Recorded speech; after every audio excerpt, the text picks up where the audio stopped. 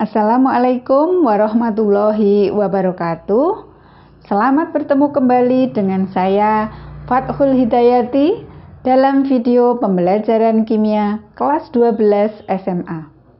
Kali ini saya akan membahas tentang soal-soal penentuan bilangan oksidasi dan konsep reaksi redoks.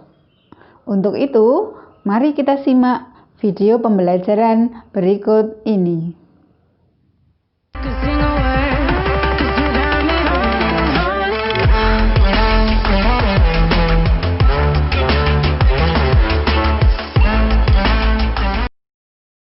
Berikut ini pembahasan soal-soal tentang bilangan oksidasi dan reaksi redoks.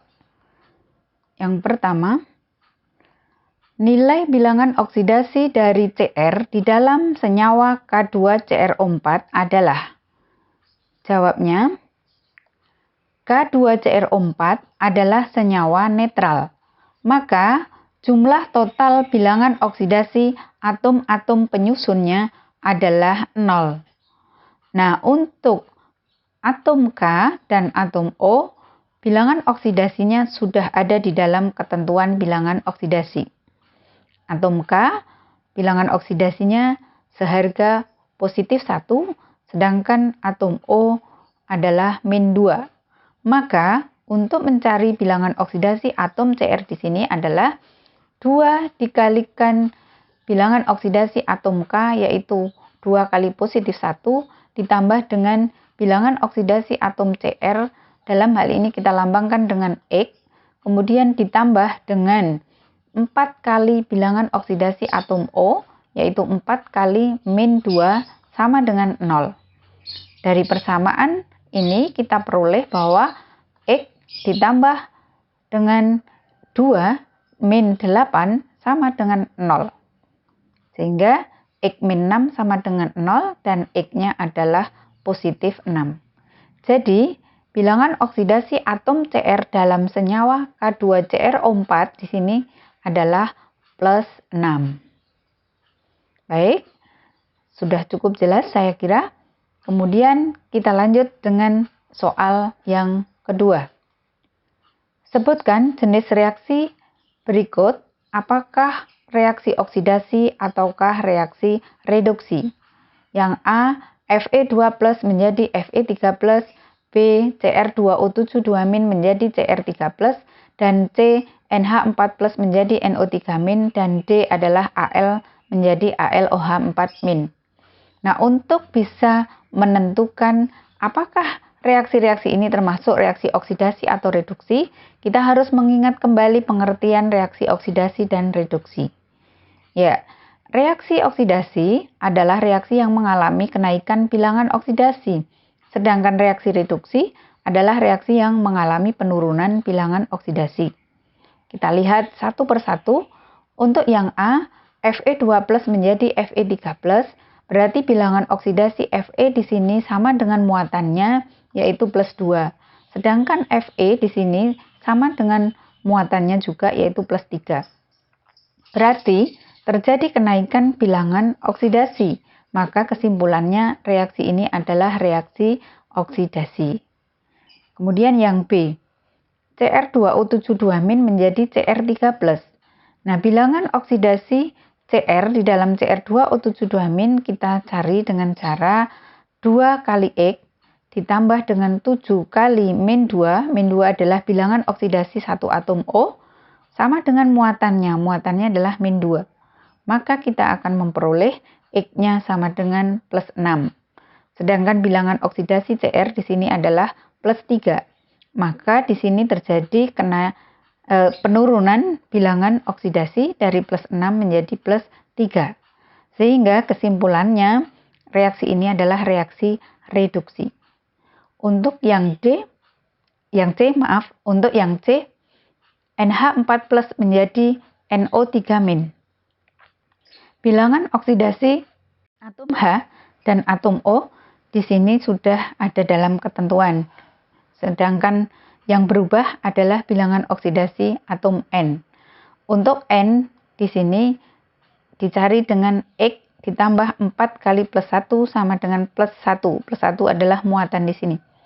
Sehingga X-nya adalah min 3. Artinya bilangan oksidasi N di sini adalah min 3. Sedangkan untuk N di dalam NO3 min kita cari dengan X ditambah 3 min 2 sama dengan min 1. Ya, sehingga X-nya adalah plus 5. Berarti bilangan oksidasi ini berubah dari min 3 ke plus 5, yaitu mengalami kenaikan. Maka reaksi C termasuk reaksi oksidasi. Sedangkan D, Al menjadi AlOH4-. Al di sini adalah unsur bebas, maka bilangan oksidasinya adalah 0. Sedangkan Al di sini dia adalah golongan 3A, maka bilangan oksidasinya adalah plus 3. Sedangkan O dan H sebenarnya sudah ada di dalam ketentuan bilangan oksidasi. Karena jumlah atom O adalah 4, berarti ini 4 kalikan min 2. H adalah 1 kali 4 atau 4 kali plus 1. Nah ini nanti kalau ditotal akan sama dengan muatannya yaitu min 1. Nah yang kita lihat adalah perubahan bilangan oksidasi dari Al. Dari 0 menjadi plus 3, berarti ini mengalami kenaikan bilangan oksidasi. Sehingga reaksi D disebut reaksi oksidasi. Ya, demikian untuk menentukan apakah reaksi itu oksidasi atau reduksi. Bisa kita lihat dari ada tidaknya perubahan bilangan oksidasi di sini. Naik atau turun gitu. Tetapi kalau di sini nanti ada elektron-elektron yang terlibat dalam reaksi, berarti kita meninjau reaksi oksidasi dan reaksi reduksi itu berdasarkan elektron yang ditangkap atau yang dilepas. Begitu. Kita lanjutkan dengan soal yang ketiga. Sebutkan jenis reaksi berikut, apakah redoks ataukah bukan redoks. Untuk yang A, Fe2+ ditambah Cr2O72- menjadi Cr3+ ditambah Fe3+. Sedangkan B, Cu ditambah HNO3 menjadi CuNO3 2 kali ditambah NO plus H2O. Maka di sini nanti untuk bisa mengetahui apakah reaksi itu redoks atau bukan redoks, kita kembali ingat ciri reaksi redoks. Antara lain adalah adanya unsur bebas dalam persamaan reaksi tersebut atau adanya perubahan bilangan oksidasi dalam persamaan reaksi tersebut. Mari kita lihat satu persatu. Untuk reaksi A, Fe2+ ditambah Cr2O72- menjadi Cr3+ ditambah Fe3+. Di sini tidak ada unsur bebas.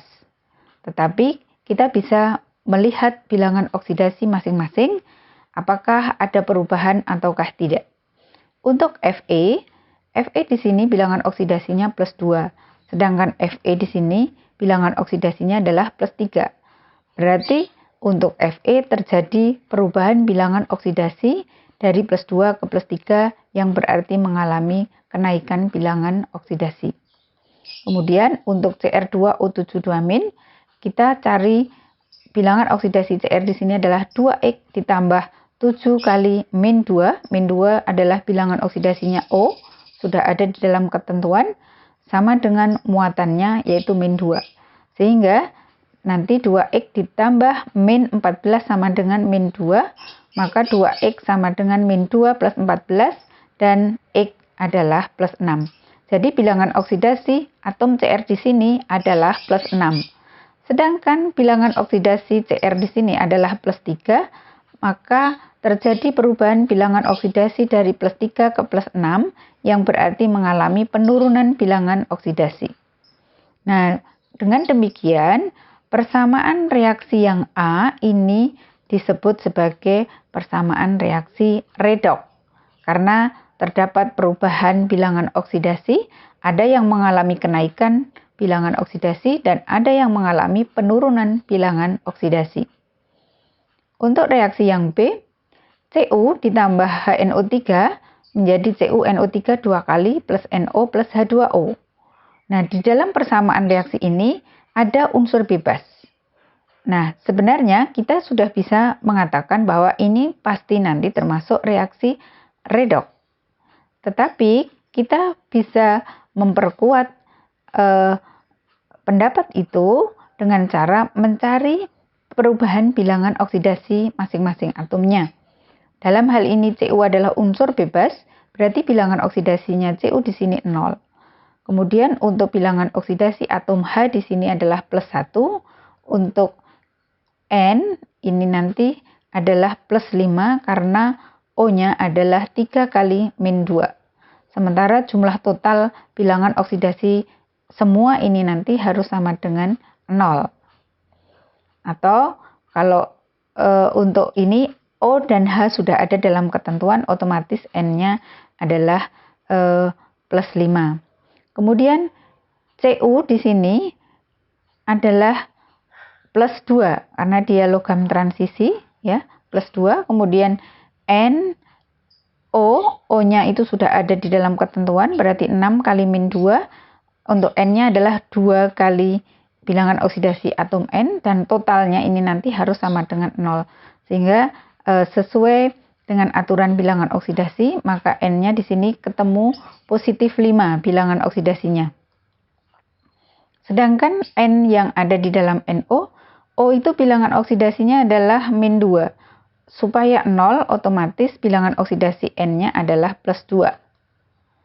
Kemudian untuk H2 tidak usah kita lihat karena di sini sudah jelas yang mengalami perubahan bilangan oksidasi adalah Cu dan N. Untuk Cu, bilangan oksidasinya berubah dari 0 menjadi plus 2. Untuk N di sini ada plus 5, ini ada plus 5, berarti tidak berubah. Tetapi ada N satunya lagi di dalam NO, ini menjadi plus 2. Maka yang kita lihat N yang ada di sini plus 5 menjadi plus 2 ini mengalami penurunan. Jadi untuk Cu menjadi Cu mengalami kenaikan bilangan oksidasi, untuk N di sini mengalami penurunan bilangan oksidasi. Sehingga reaksi B ini juga disebut sebagai reaksi redoks. Ya, demikian untuk bisa mengetahui apakah reaksi itu redoks atau bukan, bisa kita lihat dari perubahan bilangan oksidasinya atau ada tidaknya unsur bebas dalam persamaan reaksi tersebut. Baik, kita lanjut dengan soal yang keempat. Sebutkan reduktor dan oksidator untuk reaksi redoks berikut. Yang A, Cu ditambah HNO3 menjadi CuNO3 2 kali plus NO plus H2O. Yang B, I2 ditambah S2O3 2- menjadi 2I- plus S4O6 2-. Ya, untuk bisa mengetahui apakah atau siapakah zat yang bertindak sebagai oksidator dan reduktor, kita juga harus mengingat kembali ciri-ciri oksidator dan reduktor. Untuk lebih mudahnya, zat yang disebut oksidator itu adalah zat yang mengalami reaksi reduksi, sedangkan zat yang disebut reduktor adalah zat yang mengalami oksidasi. Nah, untuk reaksi yang A, Cu ditambah HNO3 menjadi CuNO3 2 kali plus NO plus H2O. Bilangan oksidasi dari Cu adalah 0, kemudian untuk HNO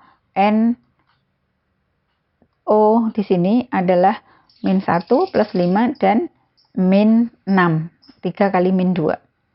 Kemudian Cu di sini adalah plus 2, sedangkan N-nya tadi adalah 2 dikalikan plus 5, untuk O-nya adalah min 6 dikalikan min 2. Jadi untuk senyawa-senyawa netral seperti ini, jumlah total bilangan oksidasinya harus sama dengan 0, dan kita harus sudah bisa mengetahui bilangan oksidasi atom-atom yang sudah ada di dalam ketentuan, sehingga yang belum diketahui kita bisa menentukannya. Kemudian di dalam NO, ini N-nya adalah plus 2, sedangkan O-nya adalah min 2. Ini yang sudah ada di dalam ketentuan adalah O-nya. O-nya min 2, otomatis supaya 0, N-nya adalah plus 2. H2O tidak usah kita lihat.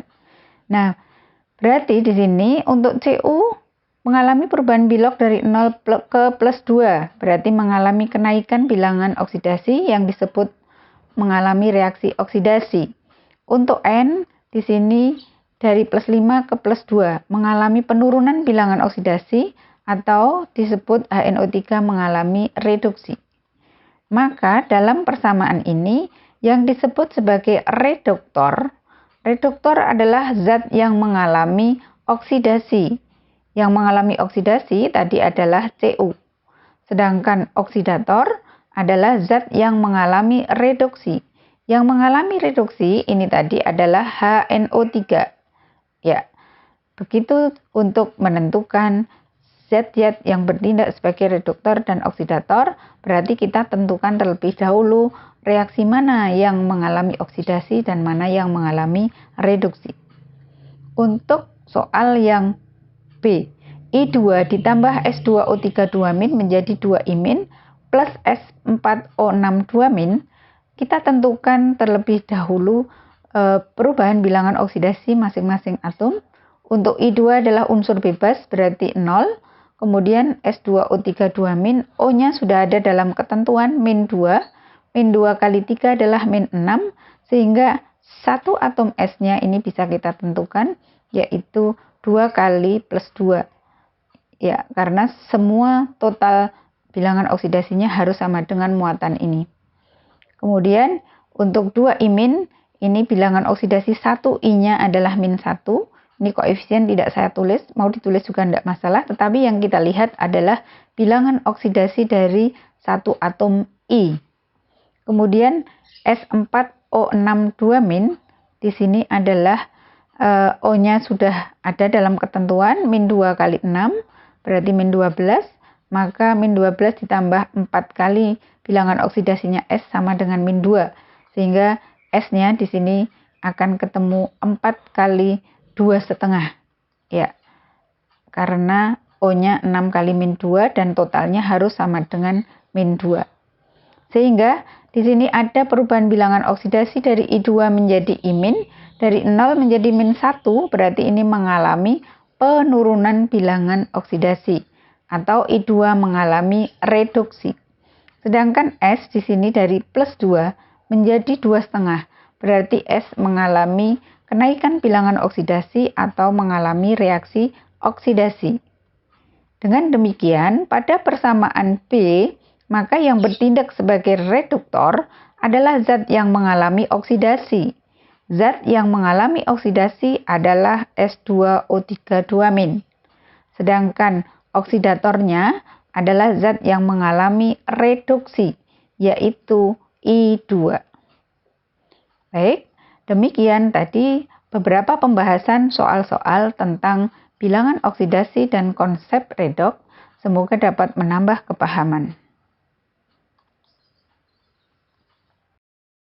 Demikian video pembelajaran kita kali ini.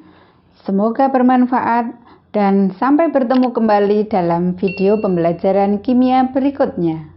Terima kasih. Wassalamualaikum warahmatullahi wabarakatuh.